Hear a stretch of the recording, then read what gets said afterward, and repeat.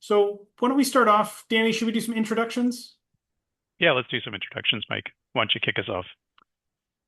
Hi, everyone. My name is Mike Brock. I am a product manager and education lead at PrecisionOS, and I am helping to lead the development of our FractureLab product, which we are announcing an update to today. Awesome. Thanks, Mike. Danny Goel. I'm an orthopedic surgeon in Vancouver, as well as one of the founders and CEO of PrecisionOS. So we're hoping to have a bit of a fireside chat here today to discuss the ins and outs of FractureLab, why it was made, and how it can better serve you as a potential resident, trainee, fellow, or even program director at orthopedic surgery institutions and beyond. FractureLab offers you the ability to load up a series of traumatic cases of fractures within the human body across, now it will be the shoulder, wrist, ankle, lower extremity, as well as a hip related fracture position, which is upcoming imminently, using a traction table where you can manipulate the limb, reposition it as you need. There's a live fluoro built in, and you can install K-wires with plates and screws in real time to learn the ins and outs of over 40 different trauma cases, which is constantly being updated as well with more offerings. Yeah, so let me tell a little story, Mike, as to why we started down this path of FractureLab. So I remember as a resident, I'm sure every orthopedic resident has a story, including all my mentors who are now practicing orthopedics. I recall a scenario in a situation where I was in the OR with my mentor, who happened to be a foot and ankle surgeon. He was holding the foot, and I had to put a talocalcaneal screw in. And for those of you who know this, that's for talocalcaneal fusion. And the challenge I had was I was holding the drill, drilling through the calcaneus, and trying to get the center part of the talus. And the part that I couldn't connect the dots with is I've got the drill in my hand, I'm looking at the C-arm, and I could not translate what I had to do with the wire driver fast enough before my attending lost patience with me and then took over. And then, of course, I didn't get the wire driver back again, but that ability to move your hand, look at the C-arm image, create a mental model in your brain, and then make a motor movement of where you're going to put the wire driver next is called spatial intelligence. And there's no way for us to practice that unless, of course, you have a C-arm and a cadaver and you have access to it and you don't mind irradiating yourself to get that endless practice. But currently we don't have a model to do that you can frankly practice at home. So that is the background of dealing with that lack of skill evaluation, but also the ability to practice is the inception of FractureLab. Yeah, I think I that want to get, summarizes it fantastically. yeah, yeah. And then, of course, one of the things I'd love to hear your comments about, Mike, is you mentioned 40 cases. I mean, I remember a time when it would take us, 4 to 6 months to build one case. So how are we able to do 40 cases now? And who's building them? So I think the key here is that all the cases that are in FractureLab are actually built in virtual reality in FractureLab itself. So all the tools that are being used to create these 40 some odd cases in our library right now exist for the end user as well. And the idea is we want to encourage surgeons, attendings, anyone who wants to be an educator in this space to create cases. And the real beauty of it is when someone creates a case, they position a fracture, they design the alignment of the bone, malalignment, wherever the lines of the fracture may exist, and then they carry forward to actually fix it. And that sets the benchmark. That creates the case that subsequent users can load up and go through. It's as if someone is writing the book, the Right. textbook that a resident will then be able to read and learn from. But it's skills practice. So unlike the videos and publications and academic journals you'd be reading to reference in past, this is actually you going through that case and practicing the visual spatial techniques that you were just talking about, Danny, to align Can things correctly. can anybody make a case? I mean, do you have to be an engineer, a developer to make a new fracture? No, so it's pretty simple. I've got some videos that I will share while we're talking about this, which Okay. honestly, it's just as easy as you take a 2D plane. It looks like a piece of paper that's kind of transparent. You hover it over the bone where you want to create a Right. break, and you press a button, and just like that, the bone's broken. And we can currently make up to 3 separate breaks through the bone. And we are building additional complexity into that gradually over Right. time. So we can build more comminution and create small fragments of fractures.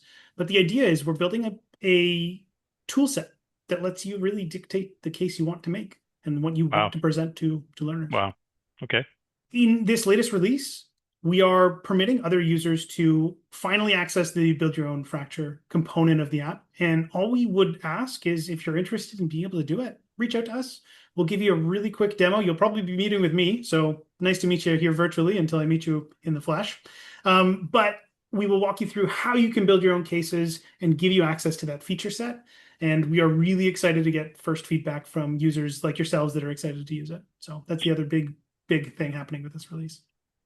Outstanding. And how will they contact you, Mike? I will put contact details down below. If you're listening on podcast version of this, my contact information is michael.brock, michael.brock at precisionostech.com. You could also just reach out to us through our website. And if you get in contact with support, they would be more than happy to link you to me. And I would be very excited to meet with you. So please reach out. That's great, Mike. So what you're saying is any resident, any fellow, any attending who wants to make a case can actually just contact you and start making their own fractures Yep. today. Yeah. Fantastic. Start doing some of that pre-work of understanding orientations, fractures, and playing around. Really, it's a sandbox to learn in, and we want people to use it in that way. So Yeah. In terms of the metrics, Mike, you said that an attending trauma surgeon, well-known trauma surgeon goes in there and does the case for, say, proximal humerus. So she or he goes in, they're dealing with a 3-part proximal humerus fracture. They decide where they're going to put their plate, where they're going to put their wires as a provisional reduction, and then they decide the screws. So what metrics are we capturing for the expert that the resident can compare themselves to? So there's a couple of things we're capturing. We're capturing reduction. So if it starts malaligned, we're going to capture how the bone fragments are realigned to get them back into place. Right. And then we are capturing exact positions of all the hardware that author positions on the bone. So what that means in terms of an end user is you can see the exact hardware position that expert surgeon used to create the case. And either use it as a helpful guide while you're trying to fix it yourself with a helpful sort of hint feature, or at the tail end of the case, you can kind of reveal it all en masse to see the order and orientation position of all their hardware, all wires, all plates, all screws in the order they placed them relevant to the bone that they are acting on. So on the proximal humerus, you'd see all of their wires, where they positioned them, as compared to where you placed yours as a potential learner. Right. Wow, that's pretty powerful.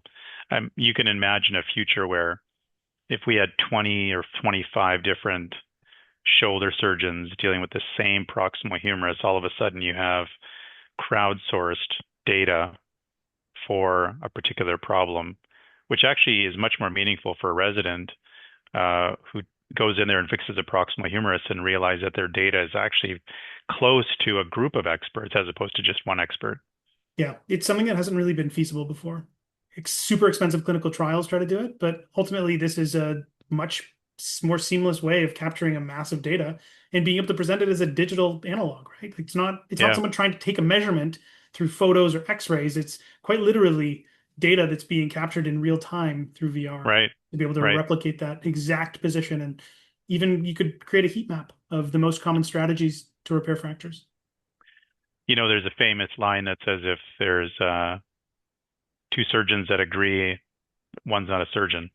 And I'm convinced, and I know this from talking to my peers and my mentors, is we agree on principles of certain things, but I think when it comes to execution, we probably do things very differently. For example, I know that when I speak about where I would put anchors in a rotator cuff, I'll say I'll put them in, this part of the greater tuberosity or less tuberosity as it relates to arthroscopy. And I know my colleagues would say the same thing, but I think where we actually put those implants in real life is actually very different because their perception of that area is going to be very different than my perception of a particular part of a human body. And so I think what you're saying is actually very powerful is, can we match what people say with what people will actually do? And now we can actually measure what they would actually do, because each of them would go into the same proximal humerus fracture and get a chance to do exactly what they would do. The newest addition, because we're constantly trying to make this product more substantial, is traction table. So proximal femur, acetabular fractures, things like that, Right. you can now do with the traction table. Legs in a boot, you can position as needed, live fluoro. We even built a handy dandy sort of picture-in-picture version, so you can pop out the X-ray, and it's almost like you're wearing like a HoloLens within VR, because you've got an exact picture of that X-ray Right. visible to you at all times, and wherever you look, you're going to have it at the ready for ergonomic use and ease of access. Here's another story from my experience when I was a medical student. I did an elective. Speaking of acetabular fractures, I spent the entire time, 6 weeks, on this elective, what the resident told me, skiing off the leg. So I was actually holding the leg under traction, which would help reduce the pelvic fracture so the attending could fix it. But even as a resident, that's one of the most complex geometries in the human body, is the pelvis. I had put 0 pieces of hardware into the acetabulum or pelvis as a resident. And I think that makes sense because it's such an advanced area to operate on. You know, that's a special fellowship that most people do, is to how to treat pelvic fractures. But in this model, I could practice putting in SI screws. I can practice putting in, screws to the walls of acetabulum, the anterior, the posterior wall. Again, because that geometry is so complex, to be able to describe what you've outlined is to turn off the skin, the layers of the muscle, and see where the neurovascular structures are, where I'm targeting my wires. I would never be able to get that kind of practice. So this is really interesting, Mike, that FractureLab is going to allow us to do that. I mean, we're trying to build a tool set for learners, right? We have just as much in this to succeed in the product space as the residents do to learn. So ultimately, if we're not building something they're not learning from and getting experiences that they're not able to get in the OR, because like you said, they're holding a limb as opposed to actually operating, this is a great place to get your feet wet. The other big feature that we're adding in is being able to set up the OR in a variety of different ways. So we're just dipping our toes into this one, but you can now start with if you're working on the lower extremity, you can start at the foot of the table. You could start on the medial or lateral side of the limb. We're allowing for a little bit more flexibility to improve the access to different cases that we want to create, but don't make sense if we just have one static OR layout. So that's another feature that we're building into this release. I know we're at time here, Mike, but just a preview. What are we going to talk about next in our next VR podcast? I think we should talk about implementation strategies. I think there's a lot of people that wonder how to get the most out of our software. And we have some good thoughts on that front, and we have more exciting news to come on that front in terms of what products we're going to be making to support that effort. So I think that would be a good topic for us to talk about next. Fantastic. And that's what everybody cares about, is it's one thing to make a product, but that's 20% of the challenge. 80% of the challenge is implementation. So that's a really good topic for discussion. So why don't we part there, Mike? And I'll look forward to chatting with you next time. Likewise. Thanks again for listening and watching.